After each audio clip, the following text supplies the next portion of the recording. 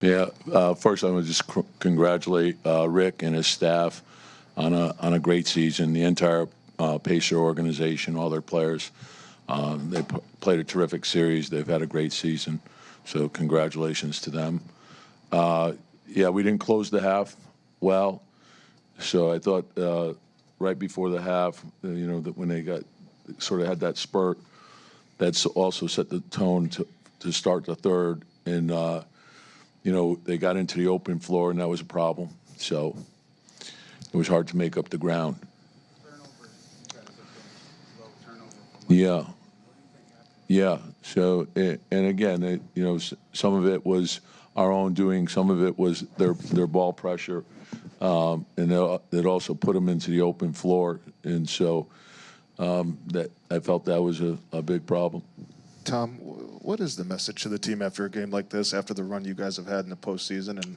Yeah, I think, and again, there's disappointment because you fall short of what your goal is, right? And in the end, there's only going to be one team that achieves the goal. And so I think the challenge for us is to look at it for what it is. And it's, we finished in the top three, but we're falling short of the ultimate goal. And so for us, it's to use that for motivation and determination to work all summer to prepare ourselves to make the final step and keep improving so we can achieve our goal.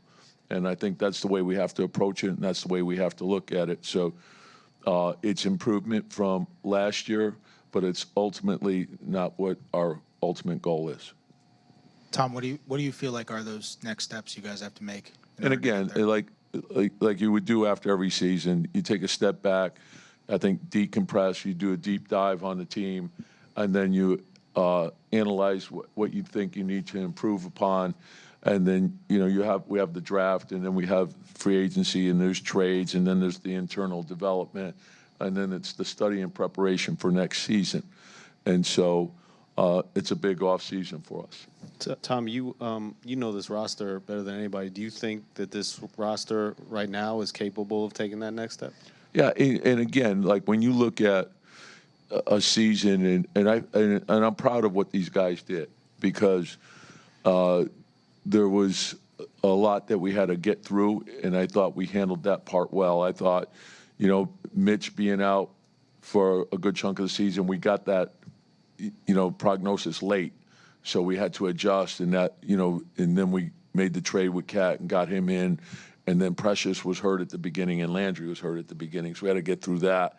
Then we also had to handle Jalen going out at the end of the season, so there were a lot of moving parts, but they kept fighting and moving forward, and I've got great respect for that.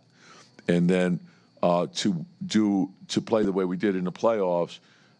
And we have to understand, oftentimes the playoffs are hard fought, and these games can go either way, and oftentimes they're one possession games. So that's why there's the importance of fighting to win every possession, to do all you can each and every day to prepare yourself for these situations. And again, so the disappointment of falling short of the ultimate goal, but also proud of what we were able to accomplish because we still had to win games with guys being out.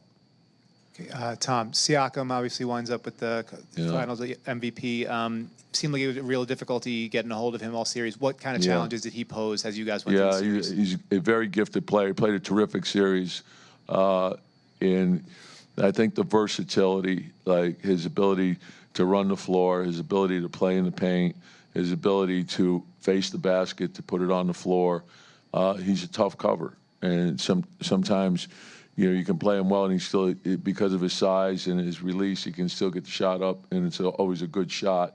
So, hats off to him, and he had a big-time series. Tom, I know you, a couple times throughout this run, you've made the point to say this is why you guys kind of browbeat the idea of the minutes and pulling guys and when you pull guys, but the game isn't over till it's over. With the series that was ultimately this competitive to where it could have gone to a Game 7, does the ending to Game 1 haunt you, or is it something that it's just another game you just kind of had to reset? How do you feel about the series as a whole? Well, the series, and again, so you will go through the whole season and each series and each game, and that's what I said. Like oftentimes, these things come down to 1 or 2 possessions. And so that's why everything does matter. How you practice matters, how you work on your free throws matter, how do you concentrate on a scouting report matters, how you concentrate in a film session matters, because you've seen it throughout the playoffs, and not just us, but with every team. There's big swings in games, and sometimes it does come down to a missed free throw or something like that that determines the outcome of a game. And so the concentration is important. Building the right habits are important. And to always have the belief, a big part of mental toughness is always to have the belief that you can do something better. Even if you're doing something well, but also have the belief that you can do it better. Tom, when some of the moves were made over the summer, they talked about, there was some front office stuff about the ages and contracts matching up. Do you see this? Can you step back now and see that this is year one of something and a first step? Yeah, and again, you look at your team, and I think you analyze what the strengths and weaknesses of the team are, and then you're always thinking about improvement. Okay, how do we improve what we have? And I think you always start with the internal improvement, right? And then, of course, you have the order of the draft, free agency, and, of course, all the trade possibilities. So Leon and his staff, they're always, there's a lot of talk that always goes on, and they analyze whether something makes sense and can improve our team. But we're not just going to do something to do something. It has to make sense, and we have to feel that it does improve the team. Tom, your defensive shortcomings in this series, was that just them? Was that maybe you didn't have the personnel to deal with them? No, and again, it's like in everything, they're an offensive team. There were stretches where we played very good defense and stretches where we didn't. And again, I think once you dig into it and you look at, was it our defense or was it the turnovers? And so I think probably a combination of both. And we'll continue to look at things to make improvements.